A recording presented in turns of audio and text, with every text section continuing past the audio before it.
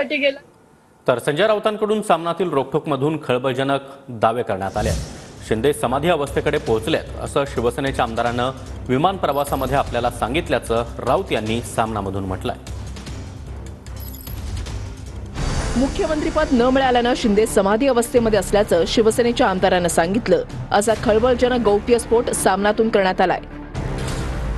पक्षातील phone tap केले जात असल्याचाही शिंदेंना संशय असल्याचा दावा सामनातून करण्यात आलाय। शिंदेंबाबत राऊतांचा सामनातून मोठा दावा। शिंदे गटाचे एक त्यातल्या त्यात बरे आमदार विमान प्रवासात भेटले। त्यांनी त्याही पुढची माहिती देऊन गोंधळ वाढवला।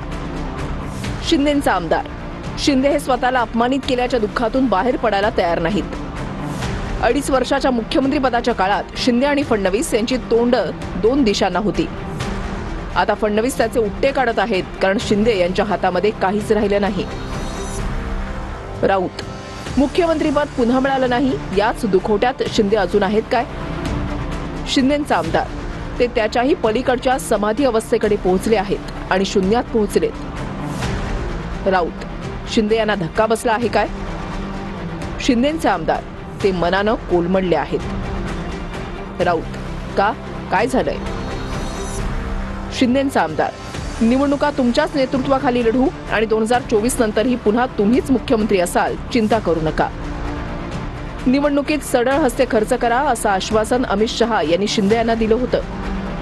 शिंदे यांनी प्रचंड पैसा निवडणुकीमध्ये टाकला पण शहा यांनी दिलेलं आश्वासन पाळलं नाही आणि आपली फसवणूक झाली असं शिंदे यांना वाटतंय।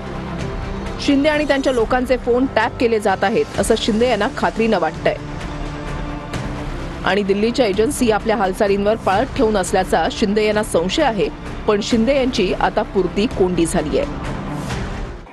काय निवडणुका झाल्यावर एकनाथ शिंदे यांना खड्यासारखं बाजूला केलं, पण एकनाथ शिंदेचा आपण चेहरा पाहिला असेल, ज्याला तुम्ही बॉडी लँग्वेज म्हणता, त्यांचा वावर म्हणतो, तो पाहिल्यावर तुम्हाला कळेल की ते अजूनही शून्यात आहेत किंवा गुंगीत आहेत। त्या धक्क्यातून ते सावरलेले नाहीत।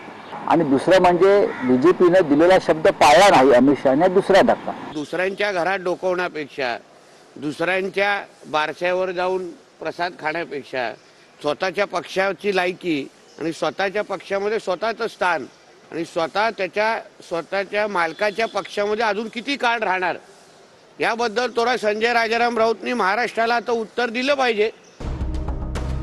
शिंदेंच्या 20 ते 25 आमदारांवर फडणवीसांचं नियंत्रण आहे आणि त्यांच्या सांगण्यावरून शिंदेंचे 20 ते 25 आमदार सुरतला गेल्याचं राऊतांनी म्हटलंय। तर राऊतांचं वक्तव्य हास्यास्पद असल्याची टीका योगेश कदम यांनी केली आहे।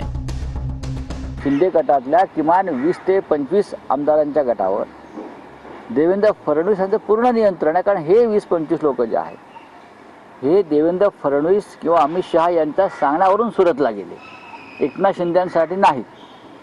आणि आजही त्यांच्यावर कंट्रोल हे फडणवीसांचाच आहे आणि उरलेले लोक आहेत ते चलबिचल आहेत, चंचल आहेत। हास्यास्पद आहे। आमचे आमदार, आम्ही सत्तेमध्ये आहोत, आज सन्माननीय शिंदे साहेब उपमुख्यमंत्री आहेत, ह्यासाठी सर्व आमदारांची एकजूट महत्त्वाची आहे आणि ती एकजूट आम्हाला महाराष्ट्राला पाहायला मिळते। त्यामुळे आमच्या आमदारांच्याबद्दल आम्हाला शंका नाही। किंबहुना जे उबाटाचे आमदार आहेत, मागे देखील आम्ही म्हटलं होतं की ह्यापैकी अनेक आमदार हे आज आमच्या संपर्कामध्ये देखील आहेत। तर झोपेचं सोंग घेऊन सामनातील बातम्या केल्याची टीका रामदास कदमांनी केली आहे। झोपलेल्याला आपण जागा करू शकतो, झोपेचं सोंग घेतलं जागा करू शकत नाही। म्हणून सामन्यामध्ये बातम्या दिलेल्या आहेत ना, ह्या झोपेचं सोंग घेऊन बातम्या दिलेल्या आहेत, याच्यामध्ये काही तथ्य नाही। शिवसेना ही कदापि फुटणार नाही आणि काही आमदार भाजपमधून देखील त्यांनी निवडून आणले आमचे, असं सख्य म्हणून देशामध्ये कुठे पाहायला मिळणार नाही। आता हे सख्य कोणाला बघवत नाहीत आणि म्हणून कुठेतरी दोघांमध्ये मतभेद निर्माण होतात का? त्यांचा फक्त हेतू एकच आहे की देवेंद्र फडणवीसजी आणि एकनाथ शिंदेजी याच्यामध्ये मतभेद कसे निर्माण होतील आणि आपल्याला काय राजकीय पोळी भाजून घेता येईल का त्यामुळं, असा हा बालिश प्रयत्न आहे असं मी म्हणेन। मुख्यमंत्रीपद न मिळाल्यानं मातोश्रीवर काळी जादू केली जातीये असा टोला नितेश राणेंनी सामनातील रोखठोकवरून लगावलाय।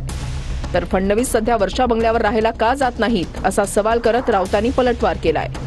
मुख्यमंत्री पद न मिळालं एकनाथ शिंदेंचं काय होतंय किंवा दुसऱ्यांच्या घरात काय होतं पेक्षा मातोश्रीमध्ये मुख्यमंत्री पद न मिळाल्यामुळे किती लिंबू फोडले जात आहेत, किती काळाची जादू केली जाते आहे, किती उपवास ठेवले जात आहेत, त्याबद्दल पण थोडं लेख लिहा ना.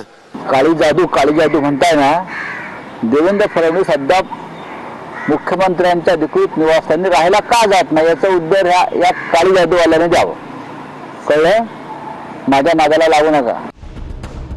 फोन टॅप संदर्भात राऊतांना आकाशवाणी झाली का असा सवाल करत योगेश कदमांनी राऊतांवर टीका केली आहे. संजय राऊतांना आकाशवाणी झाली की मला माहिती नाही. फक्त महायुतीमध्ये मिठाचा खडा टाकण्याचा प्रयत्न करायचा आणि आमच्यामधलं जे पोषक वातावरण आहे ते गढूळ करायचा प्रयत्न करायचा, या अशा पोरखेळपणाला आम्ही काही जास्त महत्व देत नाही. काम करणार आता शिवसेना भाजपमध्ये मतभेद कसे होतील एवढाच प्रयत्न राहील. कारण त्याला त्यांचे 20 आमदार कायम ते ठेवायचे आहेत, ते खातील का प्रयत्न करायचे आहेत. त्याला माहिती आहे आपले आमदार आपल्यासोबत राहणार नाहीत.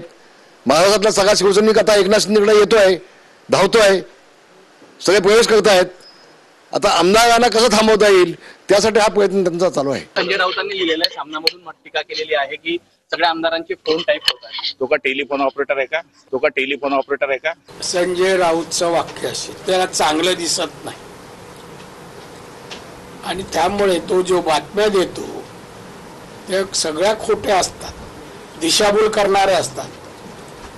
उपमुख्यमंत्री म्हणून सन्माननीय एकनाथ शिंदे अतिशय चांगलं काम करतायत. काही दिवस ते गप्प होते पण परत कामाला लागलेत आणि त्यामुळे जो शब्द तो वापरतो त्याला चांगलं दिसत नसेल ते एक दिवशी चांगलं बोलायला शिकवा. एकनाथ शिंदेची वकिली संजय राऊतांनी कधीपासून घेतली? त्याने उद्धव ठाकरेंची काळजी करायची सोडून आज एकनाथ शिंदे साहेबांची काळजी करतायत. शिंदेची काळजी करू नका, आम्ही सगळे एकत्रित आहोत. महाराष्ट्रातल्या जनतेनं जनाधार दिलाय विकासासाठी, आम्हाला भांडण्यासाठी नाही, याची पूर्ण जाणीव आणि भान आमच्या तिन्ही नेत्यांना महाराष्ट्राला आहे.